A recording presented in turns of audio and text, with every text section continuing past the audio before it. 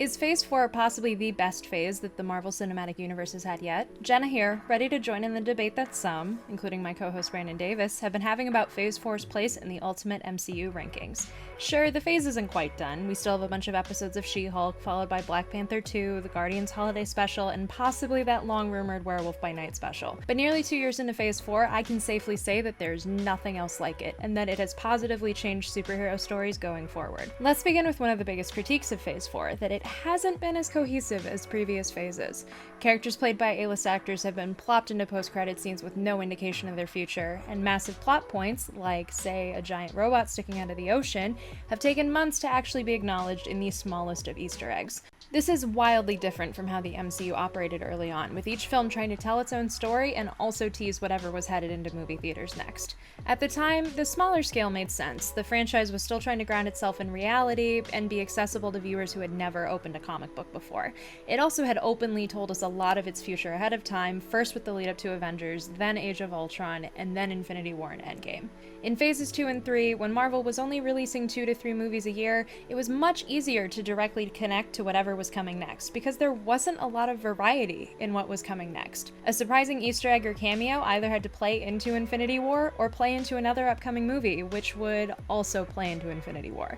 Any other piece of Marvel lore or character development, no matter how awesome or complex, was usually put on the back burner. Phase 4 hasn't had that approach for multiple reasons. For starters, COVID delays caused the slate itself to be rearranged multiple times, and it's safe to assume that some of those more standard MCU ties had to get cut along the way.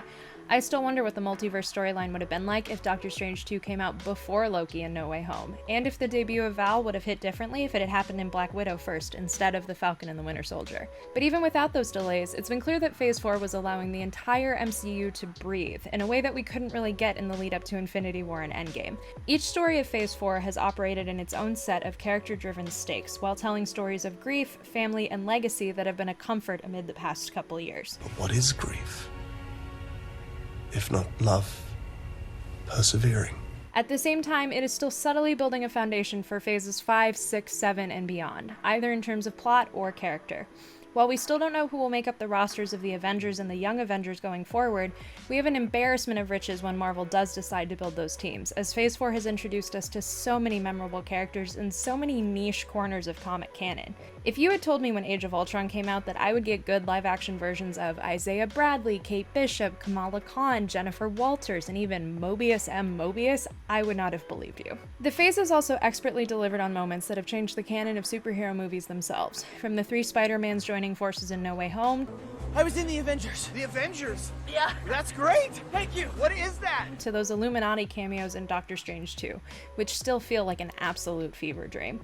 Through it all, we've still gotten new questions and plot threads for the future, but they're presented in ways that we definitely weren't prepared for, and they're just one of the many, many reasons why we're invested in the overall saga. In addition to compelling characters, we've gotten some wild experimentations with the MCU formula, from the elegant sitcom homage of WandaVision to the globe-trotting thriller of Moon Knight to the energetic coming-of-age story of Ms. Marvel. The tone of each Phase 4 project has been tailor-made to suit its protagonist, instead of trying to fit them into any sort of paint-by-numbers expectations that were set in the past. Yes, that approach has led to some divisive projects. What If was beautifully made, but some people thought it played a little too safe. Eternals, meanwhile, was almost too complex in its approach to its giant ensemble of characters into Jack Kirby's timeless lore. And while Thor Love and Thunder had some great moments, it got bogged down by cheap jokes and a very weak plot. But that variety is still unlike anything else a live-action franchise has brought before. Even the CW's Arrowverse, which might be the closest comparison in terms of longevity and runtime, had all of its shows operating pretty predictably, and eventually it gave up on its shared universe concept. Through the highest highs and the lowest lows, Phase 4 of the MCU has defied our expectations, and that's honestly part of the beauty of it. More so than previous phases, the past 2 years of movies and Disney Plus shows have distinctly captured the feeling of diving into a new superhero comic. Each title is telling a wildly different story, but the experience is almost made better by knowing that it's part of a larger umbrella. At the same time, they've captured the indescribable joy of experiencing the MCU with everybody else. I will never forget the fervor of dissecting WandaVision week to week, or the genuine cheers that erupted during the opening night showing of No Way Home. Sure, Phase 4 of the MCU hasn't been perfect, but it's exactly what the franchise and all of us honestly needed. How do you feel about Phase 4? Share your thoughts respectfully in the comments below. Tweet them my way at HeyIt'sJennaLynn. And don't forget to subscribe to the Phase Zero YouTube channel for more videos like this, exclusive interviews, and live shows every Thursday at 1 p.m. Eastern.